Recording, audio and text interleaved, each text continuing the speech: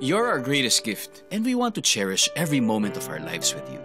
Kaya we eat healthy. Pangulam, pambaon, pangnegosyo. Dito kilala ang produkto ng CDO. Ngunit kilala niyo ba ang fantastic woman sa likod ng tagumpay ng CDO Food Products? Si CDO o Corazon Diong ay isang dietitian by profession sa Manila Central University noong 1970s. Kinasal ito kay Jerome na isang corporate vice president na may degree sa economics at nagtapos sa University of the Philippines. Matapos ikasal si Corazon ay napagdesisyonan na niya na mag-resign bilang dietitian sa ospital upang matutukan ang pag-aalaga sa kanilang mga anak na sila Jerome, Jason at Charmaine. At dahil na rin sa kanyang passion na magbigay ng puspusang pag-aalaga at ang kanyang kaalaman bilang dietitian ay tinutukan nito ang pagkain ng kanyang pamilya. Ginusto niyang siguraduhin na makakakain ang mga anak ng masusustansyang pagkain at makakakain ang mga ito ng tama. Di naglaon, ang pagkain na kanyang ginagawa para sa pamilya ay tinangkilik na rin ng kanilang mga kapitbahay. Dahil dito ay nagsimula sila sa kanilang maliit na negosyo at ang kanilang likod bahay sa Valenzuela ay naging una nilang processing area. Mula sa kapital na 60,000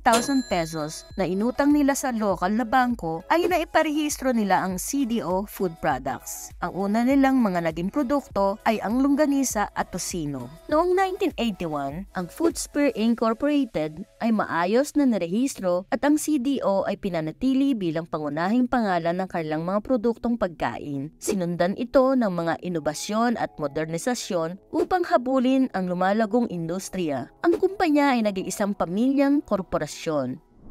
Noong 1987, isang trahedya ang nangyari nang magkaroon ng sunog at mawasak ang kanilang planta ng pamproseso. Sa oras na yon, ang CDO ay nagpuproduce na ng 5,000 kilo ng longganisa, tocino at hotdogs at inaasahan ng makakuha ng akreditasyon mula sa iba't ibang restaurant chains nang mangyari ang insidente. Ang naisalba lamang ay ang hindi gaanong modernong kagamitan.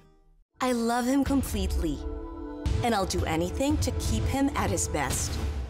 Gayunpaman, hindi nag-aksaya ng oras si Ong at muling itinayo ang kumpanya pagkatapos lamang ng 2 araw. Mula noon, iba't ibang inobasyon sa mga produkto ay patuloy na inaaral upang mapanigurong masihan ang panlasa ng mga mamimili, lalo na ang mga Pilipino. Mula sa longganisa hanggang sa tocino, hotdogs at marami pang iba, sinubukan ng kumpanya na mag-develop ng mas maraming produkto para sa pangangailangan ng nakararami batay sa kanilang pangkonsumo. Noong 2001, ipinakilala ng kumpanya ang Carne Norte na akma sa panlasa ng mga Pilipino sa abot kayang presyo at isa pang inobasyon sa industriya. Ang CDO Foodsphere ay umusbong bilang pangunahing producer ng Carne Norte sa bansa. Siya rin ang utak sa likod ng San Marino Corn Tuna na ngayon ay isang paborito sa merkado. Ang CDO Foodsphere ay nagtagumpay sa pag-angkop sa mga pangangailangan ng mga mamimili. Ang pangunahing pangarap ni Ong ay nagkaroon ng kahulugan na magbigay ng abot-kayang mga produktong pagkain sa pinakamaraming pamilyang Pilipino. Ang kakayahan sa negosyo ni Corazon ay nagbunga ng parangal sa kanya bilang 2009 Woman Entrepreneur of the Year ng Ernst & Young. Ang kahangahangang mga tagumpay ni Corazon Diong sa industriya ng pagkain ay nagpapakita ng kanyang dedikasyon sa kalidad at ang commitment sa excellence. Ang tagumpay ni Corazon Diong ay naging inspirasyon para sa mga nagpupunyagi sa kanilang mga hilig at bumubuo ng kanilang mga kumpanya. Ang kanyang pagbabago mula sa pagiging dietitian patungo sa pagiging tagapagtatag at CEO ng isang matagumpay na kumpanya ay isang monumento sa kanyang matibay na loob, vision at dedikasyon sa kalidad. Siya ay isang halimbawa ng lakas ng matibay na loob at ang transformatibong epekto ng pagtupad sa mga layunin.